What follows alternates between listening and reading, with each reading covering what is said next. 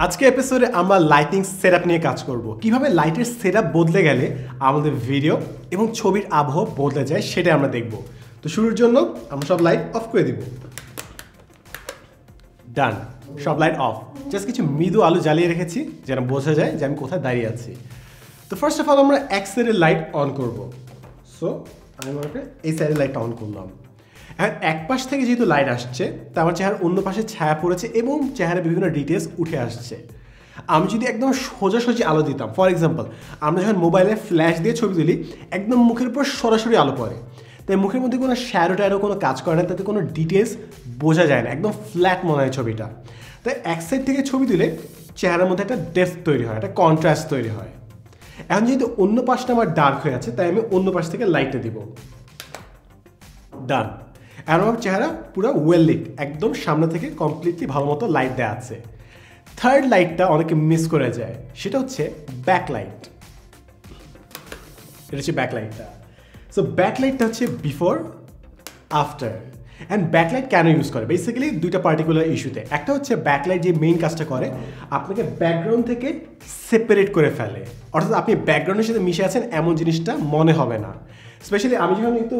সাদা বোর্ডের সামনে দাঁড়িয়ে আছি তাই খুব একটা ইফেক্ট বোঝা যাচ্ছে না বাট আপনি যখন অন্য কোনো ব্যাকগ্রাউন্ডের সামনে দাঁড়াবেন যেখানে আপনি অনেক ক্লাস্টার আছে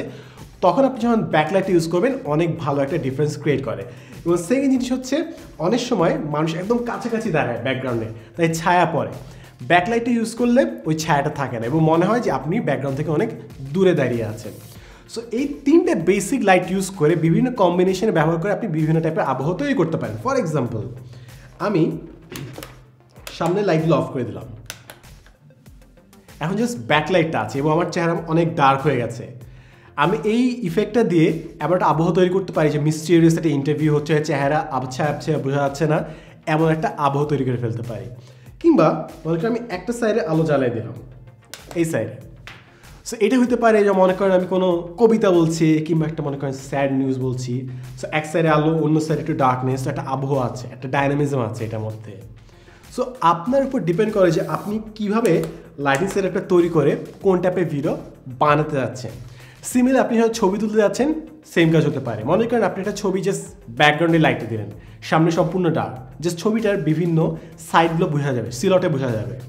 আপনি যদি এক পাশ থেকে আলো দেন তাহলে এক সাইডটা খালি উজ্জ্বল হবে আপনি উপর থেকে আলো দিলে মনে হয় যেটা গ্লো ইফেক্ট আছে আপনি ওই ইফেক্টগুলো বিভিন্ন লাইটগুলো সবগুলো মনে করেন ফার্স্টে সামনে লাইট দিলেন তারপর সামনে দুটো লাইট দিলেন তারপর পিছে একটা লাইট দিলেন ফাইনালি উপরে একটা লাইট দিলেন এই সবগুলো কম্বিনেশন করে ফাইনাল একটা আউটকাম আপনি পেয়ে যাচ্ছেন so the main point is লাইটিংয়ের হয়তো আমি 3 পয়েন্ট সেটআপটা আজকে আপনাকে দেখালাম বাট এইগুলো লাইটগুলো একটু ঘোলা করে ঝাপসা করে ব্রাইট করে কালার চেঞ্জ করে বিভিন্ন কম্বিনেশনে মিলে আপনি আরও বেশি আবহ তৈরি করতে পারেন তো জাস্ট আমি বেসিক কনসেপ্টটা আপনাকে দিয়ে দিলাম এরপর বাকিটা আপনার উপর ডিপেন্ড করে যে আপনি কীভাবে এক্সপ্লোর করে কোন কোন আবহ